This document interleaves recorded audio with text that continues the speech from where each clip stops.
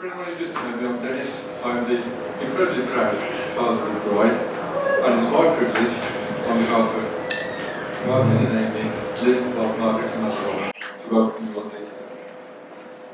You're all here because you're special friends and family that Amy and Martin wanted to celebrate with you.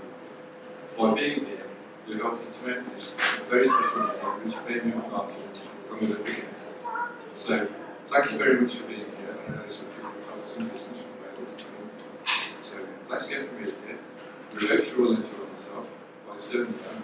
It's been a wonderful day so far. So, thank you.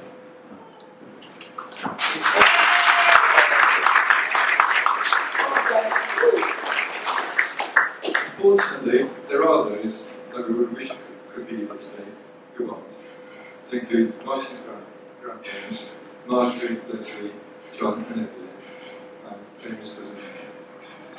I'm sure that they're looking down on this from somewhere, blessing and smiles on faces, sending love and best wishes to Martin and Amy. And I know this will be far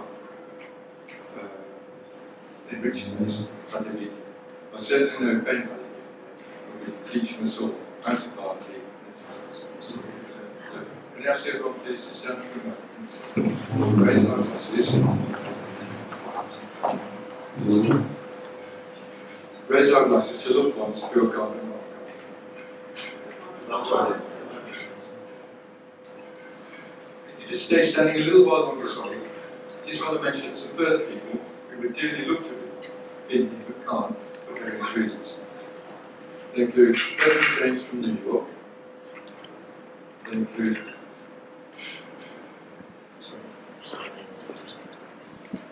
John, Maria, Gabe, Sarah and Angela from Toronto, and Tony and Sarah from Fresco, California, and also Emily and Mark, who can't be here because they have a wonderful adventure teaching English here.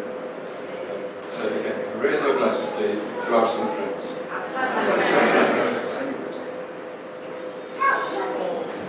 If you'd all like to now sit down please, relax,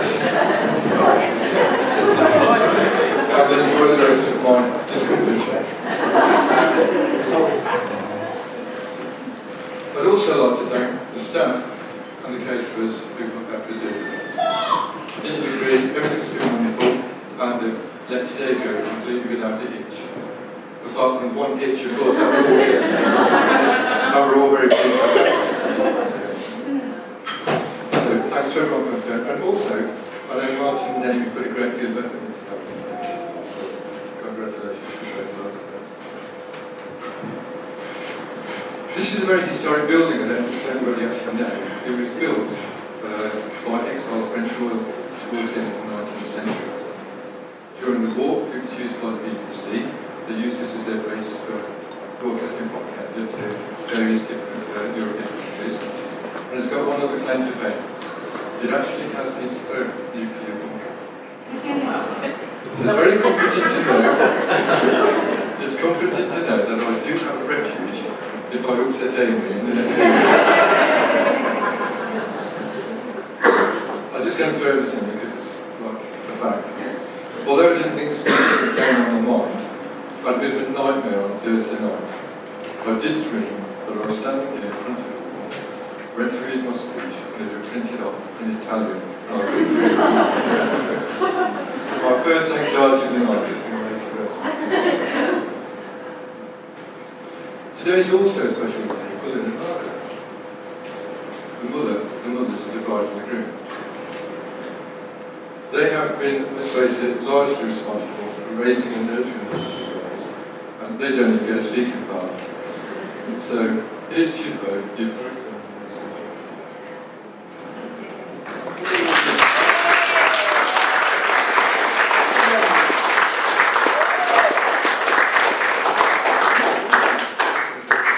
And so do you.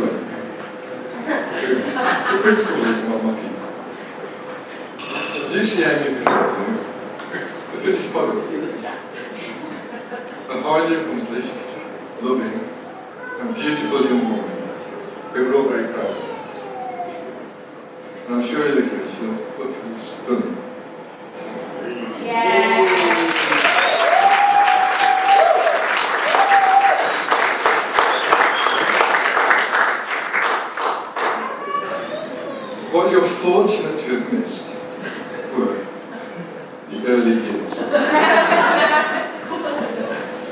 as I like to call it, the awakening.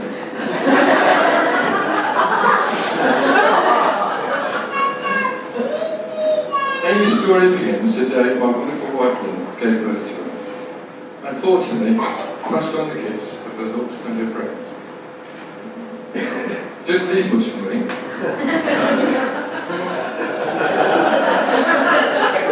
So I just gave her my singing voice.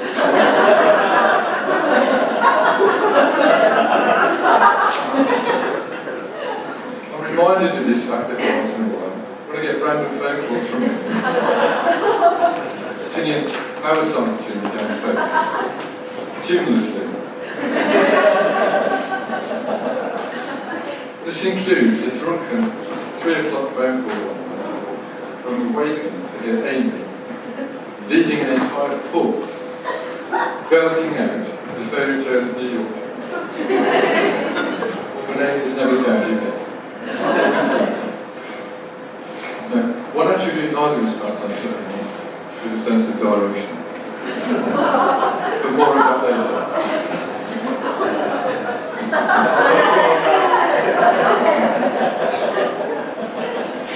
Because Amy was our first child, we didn't really know what to expect. Amy soon put us straight. She crashed into our lives. The beautiful, but belligerent woman who wouldn't be ignored and wouldn't be ignored. But to be honest, I was expecting serious things. What I wasn't prepared for was the amount of crying and whinging. Still good.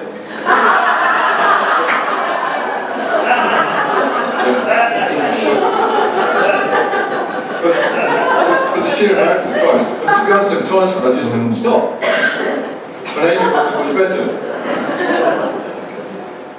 She was so loud that she was not only capable of, she regularly did keep the neighbours away.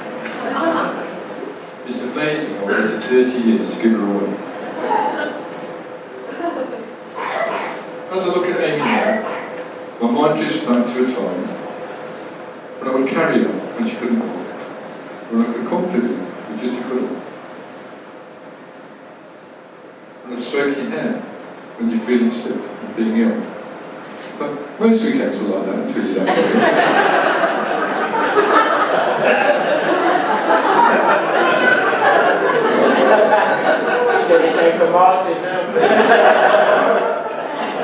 This going first bit's great. I said you're watching Martin Bob right from the stupid side of material. Since she's been a little dot, Amy's been the most focused, determined, strong-willed and skilled person I've ever met. And I mean that in a positive way. What politics I really do at the moment. But it always hasn't been conducive to peace and harmony. So we had our normal family ups and downs, which would involve breaking doors, breaking windows, damaged balls, broken remote controls, the normal sort of family ups and downs. Maybe this is your day.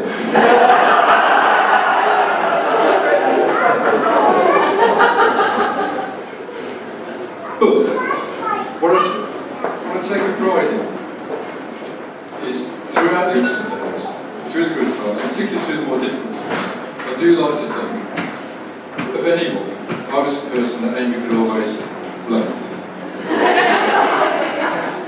And I can illustrate that point while referring back to any sense of direction. A few years ago, Amy set off on holiday, driving down to Nikki. After a couple of hours, I get the call. Dad, I'm lost. Okay, where are you, Amy? Expecting Bristol or somewhere similar. I'm just outside London, Dad. Only Amy was outside London, but somehow, this was my fault. I somehow made Amy think she had to turn left instead of right, 40. I think it's more to do with the fact that you turn left, you just say south. But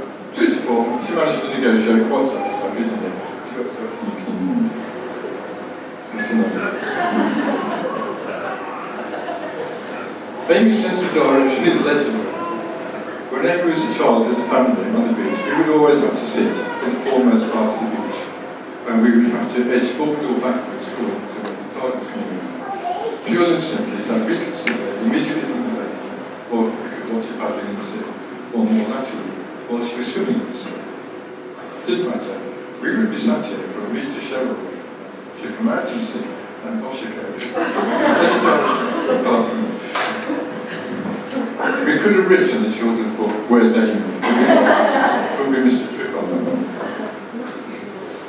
Even at school, you'd think that school would be familiar territory where somebody would be seen. There was an occasion, Amy was in a room at school, and she had to go to another part of the school. Now, she could see where she needed to be, but not how to get there.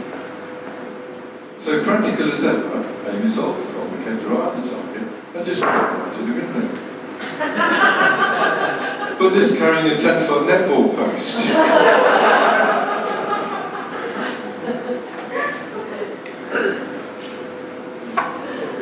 So Martin, whenever you're outdoors, please have a spin. Amy's drive, commitment and determination, which I referred to previously, are also what allowed Amy to get so many 8-star A-levels, a first-class honours degree, and after a mini road trip, which involved 3 challenging interview scenarios at 3 different universities on 3 consecutive days, she managed to convert all 3 interviews into offers of placement, and then went on to get a doctorate, an achievement which we're all very proud of.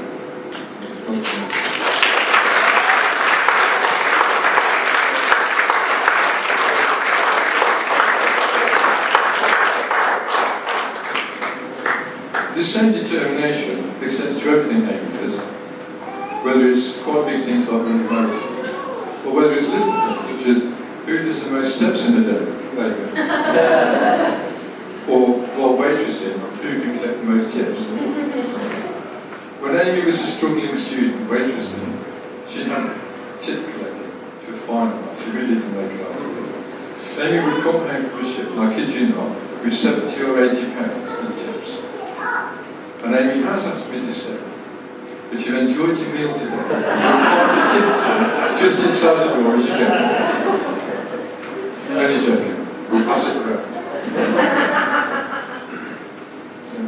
Amy tends to play the cards close to her chest, yours. But over the last couple of years, we started to hear the name Martin creep more and more in the conversation. Martin, this is Martin.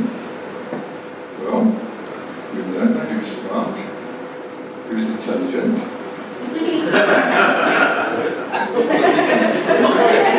played sport, he was bright and witty, he was good looking,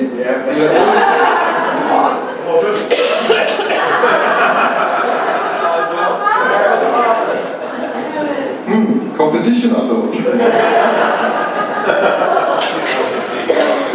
Anyway, the day came when we met Martin for the first time. Sure enough, he did, but he did possess those qualities and a lot of his songs. And it's obvious to us all how well Amy and Martin gelled. They communicate well, they laugh a lot together, they support one another, and they clearly today was pretty much inevitable. As a family, we are all, including Lacey and me, extremely fond of Martin. He's actually had quite an impact on Lacey. Lacey loves her Uncle Martin's deeply red. It feels so. And she's even started saying, "Let's roll." Just like her Uncle Martin. Just like a jigsaw piece, he fits in perfectly. So Martin, welcome to the family.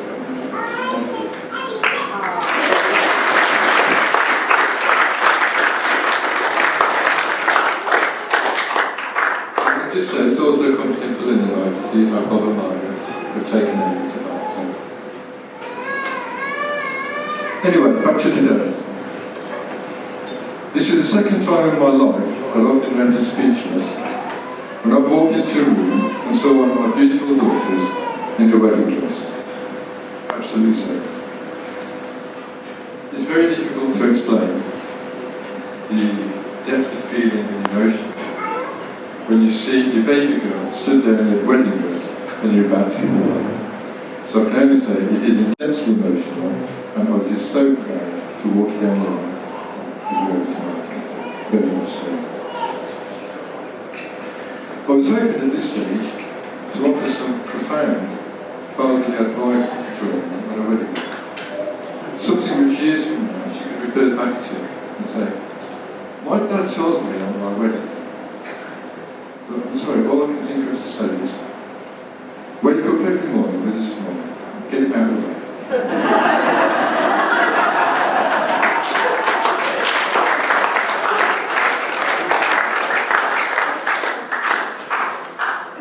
I do, however, have some advice from Martin. When Amy asks you if, do I look okay in this? Say yes immediately. If you pause for as much as a second, you've sent the wrong message. And as soon as you've sent that wrong message, you have to wait, which gets changed, and presents itself and the question all over again. And this will be repeated until you get the right response. Yes, that looks great, without any hesitation. We know, we've been there. And Amy, yes, that dress looks absolutely stunning. You look beautiful. Right. That's me done. Because I can see Martin up back, itching to get up here today. But before I shut up finally, can I ask you all to stand while we wish Amy and Martin a long and happy life? Ladies and gentlemen, I give you